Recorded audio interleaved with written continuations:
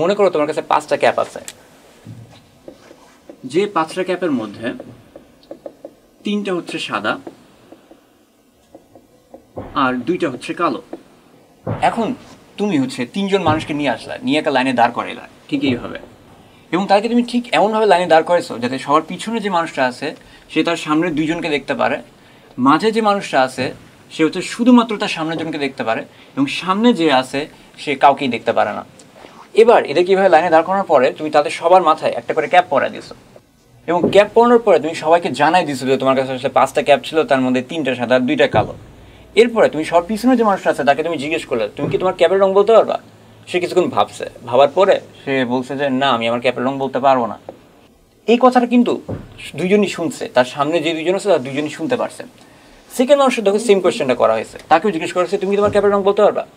সেও কিছুক্ষণ ভাবছে, ভাবার পরে বলছে যে না, আমি বলতে পারবো না।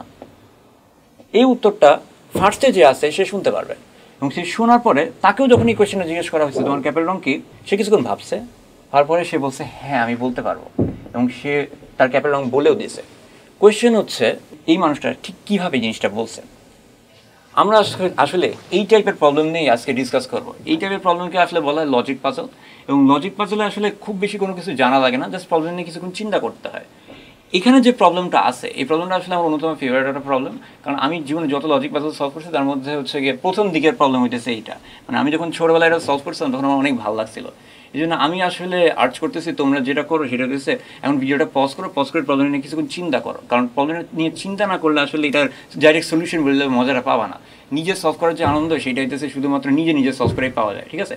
তাহলে এখন তোমরা যেটা করো সেটা হচ্ছে ভিডিওটা পজ করে ফেলো, পজ করে প্রবলেম একটু চিন্তা করো।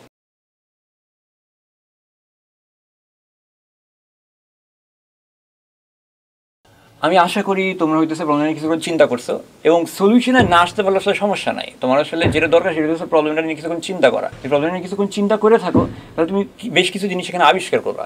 ফার্স্ট যে জিনিসটা যেটা আবিষ্কার করবে সেটা হচ্ছে সবাই কিন্তু জানে কোন রঙের কয়টা ক্যাপ আছে। এই জন্য সবার পিছনের যে মানুষটা আছে তার কথা একটু চিন্তা করো। সে যদি তার সামনে 2জন মানুষের মাথায় কালো রঙের ক্যাপ দেখতো তাহলে সেইভাবে চিন্তা করতো, আমি জানি কালো রঙের ক্যাপ আছেই 2টা, আমার সামনে 2জনই কালো রঙের ক্যাপ যদি হয় তাহলে আমি হচ্ছে গিয়ে ডাইরেক্ট অবশ্যই আমাকে সাদা হইতেই হবে।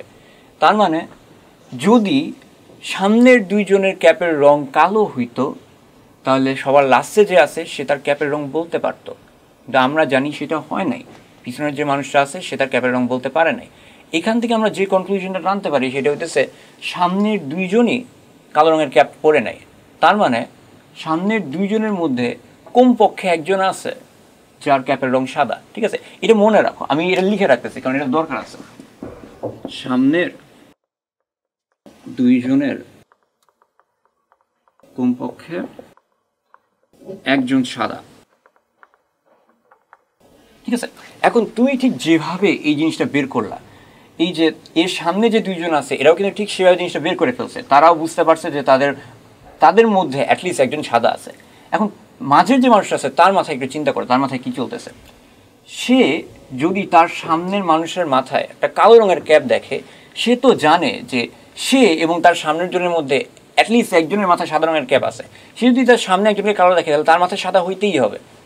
কিন্তু আমরা তো জানি যে মাঝের যে মানুষটা আছে সে কিন্তু বলতে পারে না তার মাথায় কী রঙের ক্যাপ ছিল। তার মানে এইটা আসলে হয় নাই, সামনের মানুষের মাথায় আসলে কালো রঙের ক্যাপ ছিল না। কারণ সামনের মানুষের মাথায় যদি কালো রঙের ক্যাপ থাকে তাহলে মাঝের যে মানুষটা আছে সে কিন্তু বলে ফেলতে পারবে তার মাথায় কী রঙের ক্যাপ ছিল। আমরা জানি সেটা হয় নাই। তার মানে সামনে যে আছে, একদম সবার সামনে যে আছে তার মাথায় কালো রঙের ক্যাপ থাকতেই পারে না। যদি তার মাথায় কালো রঙের ক্যাপ থাকে তাহলে হয় পিছনের জনের মানুষ বলে ফেলতে পারবে অথবা মাঝের জনের মানুষ বলে ফেলতে পারবে। আমরা জানি পিছনের জনের মানুষও পারে নাই, মাঝের জন্য পারে নাই। তার মানে সামনের জনের মাথায় আসলে কালো রঙের ক্যাপ নাই, সামনের জনের মাথায় সাদা রঙের ক্যাপ থাকতেই হবে। আর ঠিক এইভাবে রিজন করেই এই সামনের জনের মানুষটা তার ক্যাপের রং বলে ফেলতে পারছিল।